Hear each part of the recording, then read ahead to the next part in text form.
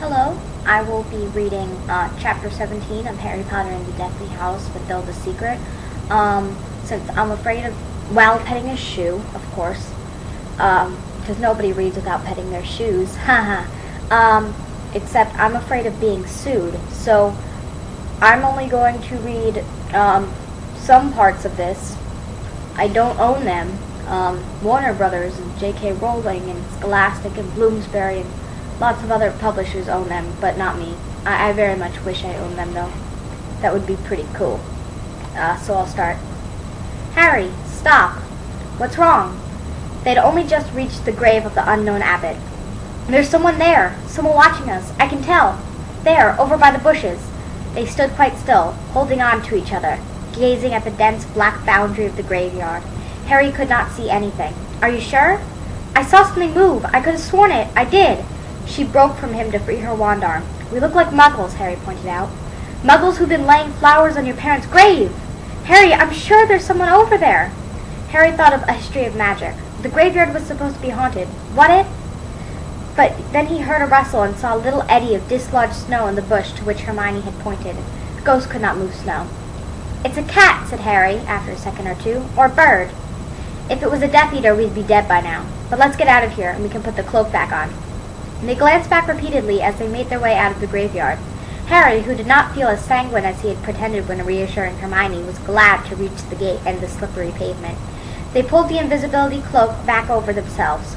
The pub was full of them before. Many voices inside it were now singing the carol that they had heard as they approached the church.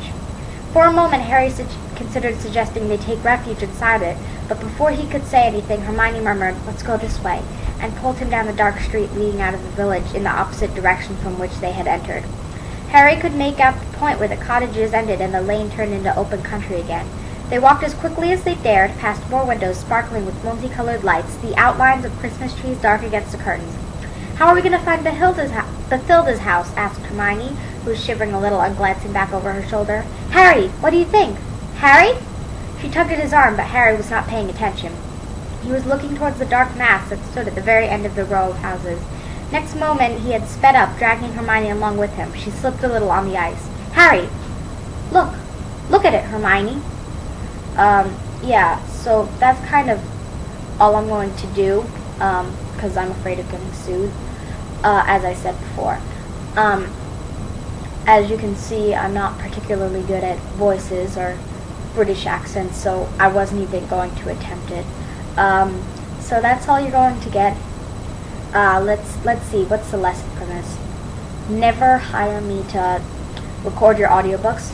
Also, petting a shoe while reading is actually very therapeutic. It's like petting a small animal, except it's a shoe, and it's not alive, and it's canvas, and it's much cheaper than a small animal, so actually, it's quite fun. I suggest you try it sometime. Yes, thank you. Oh, and Izzy, your challenge is to do a makeup tutorial.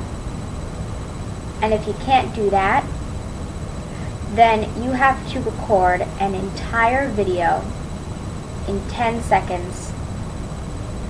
Only it has to be 3 minutes long. You have to condense a 3-minute video into 10 seconds. Good luck.